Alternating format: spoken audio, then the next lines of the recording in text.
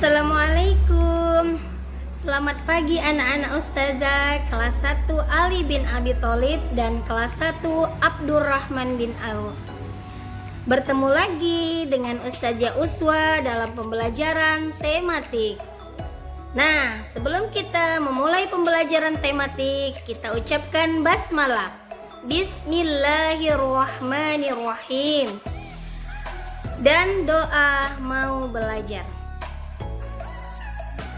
Alhamdulillah, hari ini kita akan membahas pelajaran PPKN. Muatan PPKN KD 31 dan 41 ada di halaman 6. Silahkan anak-anak Ustazah membuka buku Bupena 1C.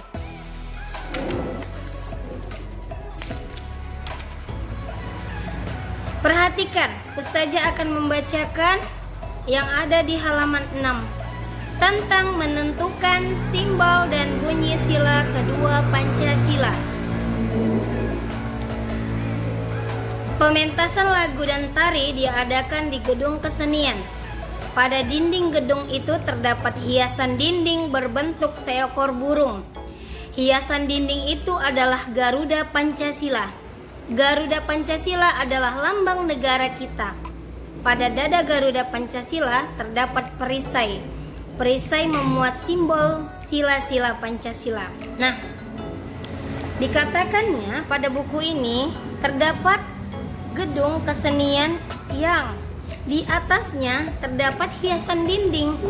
Hiasan dinding tersebut adalah Garuda Pancasila. Nah, Garuda Pancasila adalah lambang negara kita. Seperti ini gambarnya. Nah, pada dada Garuda Pancasila terdapat perisai. Jadi, Garuda Pancasila ini merupakan lambang negara kita. Lambang negara kita Indonesia. Di dalam dada burung Garuda tersebut terdapat perisai. Apa itu isi perisainya? Adalah simbol sila-sila Pancasila.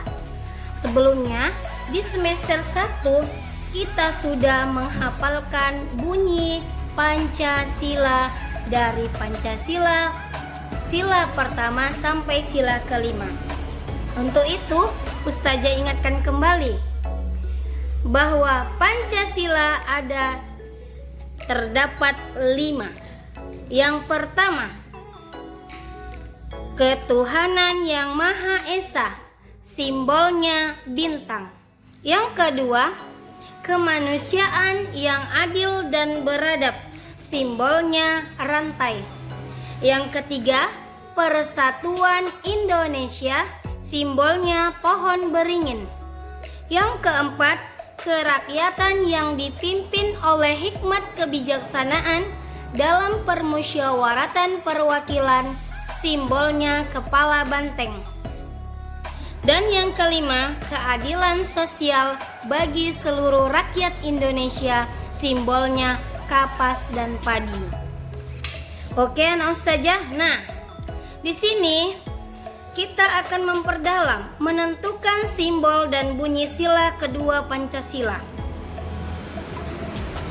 Sesuai dengan simbol-simbol yang telah kita ucapkan tadi. Nah, di sini kita akan melihat apa makna dari simbol kedua bunyi sila Pancasila. Di sini dikatakan bahwasannya yang kedua itu dalam Pancasila adalah kemanusiaan yang adil dan beradab.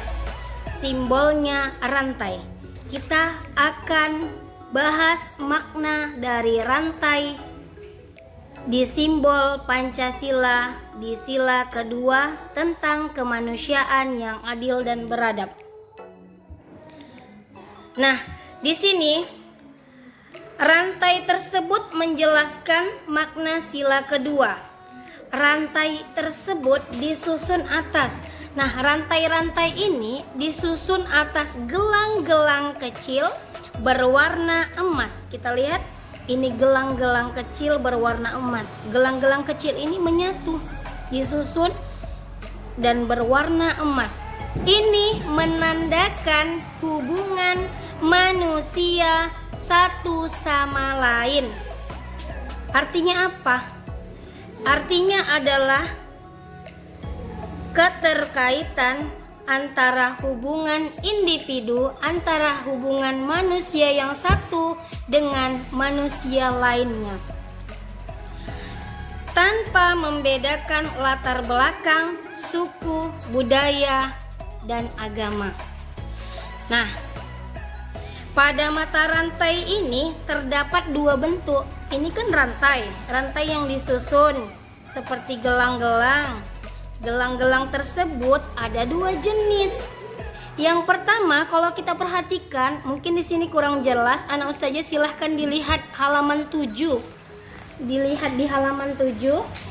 Di sini yang kedua, kemanusiaan yang adil dan beradab, di sebelahnya yang rantai. Kalau kita perhatikan, rantai ini ada dua jenis. Yang pertama, dia berbentuk persegi, dan yang kedua berbentuk bulat. Nah, yang pertama berbentuk persegi ini melambangkan laki-laki, sedangkan yang bulat, bentuk yang bulat ini kan habis persegi bulat, persegi bulat, persegi bulat, membentuk rantai. Nah, yang bulat ini melambangkan perempuan. Jadi, antara persegi dan bulat menyatu menggambarkan hubungan antara individu di Indonesia yang dilakukan adil dan beradab, sama dia. Jadi, kalau kita lihat susunannya itu sama. Habis persegi, bulat, dan menyatu.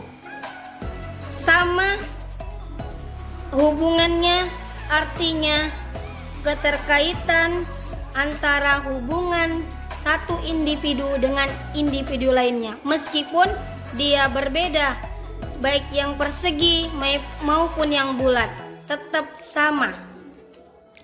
Nah, kita lihat pengamalan atau pengalaman sila kedua, artinya dapat kita ambil maknanya.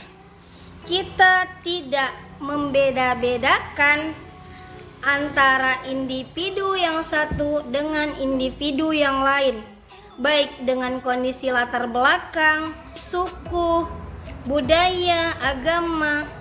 Nah, itulah yang menjadi pengamalan atau pengalaman sila kedua, makna dari rantai kemanusiaan yang adil dan beradab. Kalau kita lihat, makna dari rantai ini menyatakan terhadap rakyat Indonesia tidak ada pembeda antara satu dengan yang lain. Semua kemanusiaan harus menggunakan keadilan dan beradab. Nah, anak-anak ustazah, pengamalan dan pengalaman yang ustazah ucapkan tadi, sekali lagi akan ustazah terangkan adalah kita tidak membeda-bedakan latar belakang antara satu sama lain, baik dia perbedaan budaya, ras, suku, itu tidak boleh dibeda-bedakan. Nah, selain itu, pengamalan dan pengalaman sila kedua ini juga termasuk dalam tolong menolong. Ketika kita ingin menolong orang lain, kita tidak perlu melihat latar belakangnya apa, ini sukunya apa. Misalkan ada kita punya teman kita ingin ditolong, lagi butuh bantuan, tapi karena sukunya berbeda dengan kita tidak mau, itu tidak boleh. Jadi kita tidak boleh memilah-milih, membedakan antara satu individu dengan individu lain, harus kita samakan. Contohnya lain, di sini katanya menghargai. Kalau masalah menghargai ini contohnya tentang agama. Kita menghargai agama yang lain, yang lain kepercayaannya dari kita. Contohnya mereka beribadah, kita hargai. Mereka ke tempat ibadah, kita hargai, dan lain sebagainya. Banyak contoh-contoh kehidupan yang menggambarkan tentang kemanusiaan yang adil dan beradab dengan simbol rantai yang kita bahas tadi. Jadi anak-anak ustazah, hari ini kita telah membahas tentang makna, pengamalan, dan pengalaman sila kedua Pancasila tentang kemanusiaan yang adil dan beradab. Yang intinya kita tidak membedakan antara satu sama lain, dan kita harus saling tolong menolong tanpa melihat latar belakang agama, ras, budaya, pun suku yang ada di Indonesia. Nah, ini penjelasan dari ustazah hari ini. Untuk tugas anak ustazah, ustazah minta untuk menghafalkan kembali bunyi sila dari sila pertama sampai kelima dengan menggunakan simbol. Contohnya, Pancasila, 1. Ketuhanan yang Maha Esa, simbolnya bintang. 2. Kemanusiaan yang adil dan beradab, simbolnya rantai. 3. Persatuan Indonesia, simbolnya pohon beringin. 4. Kerakyatan yang dipimpin oleh hikmat kebijaksanaan dalam permusyawaratan perwakilan, simbolnya kepala banteng. 5. Keadilan sosial bagi seluruh rakyat Indonesia, simbolnya kapas dan padi. Nah, nanti anak ustazah hafalkan di rumah, lalu videokan orang tuanya. Silahkan kirim ke ustazah wali kelasnya. Itu tugas pertama. Tugas kedua itu kan membuat video. Ustazah yakin sudah bisa dan sudah mampu anak ustazah. Ini sebagai penguatan kita untuk tetap menghafal Pancasila, dan karena Pancasila ini selalu kita gunakan dalam kehidupan kita sehari-hari. Jadi tetap kita harus menghafalnya, jangan sampai lupa. Makanya ustazah berikan tugas anak-anak untuk menghafalkan Pancasila 1-5 beserta simbolnya. Lalu tugas kedua adalah di halaman 7 nomor 1, halaman 7 nomor 1, isilah titik-titik berikut. A. Simbol sila kedua Pancasila adalah. B. Bunyi sila kedua Pancasila adalah. Dan nomor 2 di halaman 8. Jadi ini dikerjakan langsung di buku paket Bupena 1C. Langsung saja dikerjakan. Yang nomor 2 dikatakan sebutkan simbol sila Pancasila berikut. Sebutkan juga sila dari simbol tersebut. Nah, simbolnya sudah tertera di sini. Rantai, padi dan kapas, bintang, pohon beringin, lalu kepala banteng. Nanti anak ustazah silahkan mengisi di bawahnya sesuai dengan gambar, termasuk ke sila keberapa ya.